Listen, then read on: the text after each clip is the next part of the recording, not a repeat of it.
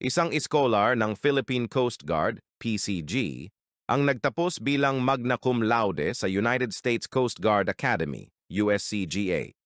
Si Probationary Ensign John Rex Adong Gaviola, Tubong Cavite, ay nagtapos ng Bachelor of Science in Mechanical Engineering at kabilang sa USCGA Class of 2025. Ginanap ang graduation noong Mayo 21 sa Connecticut, USA na dinaluhan ng matataas na opisyal ng US Homeland Security at US Coast Guard.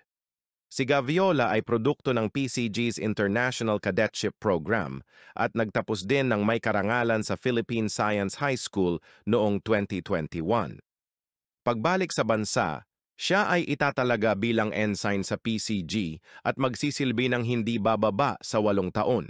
Binati siya ng PCG at umaasang magiging huwarang opisyal katuwang ang suporta ni Pangulong Marcos Jr. sa pagpapaunlad ng karera ng mga Coast Guardian. Salamat sa panonood. Huwag kalimutang i-like, i-share at mag-follow.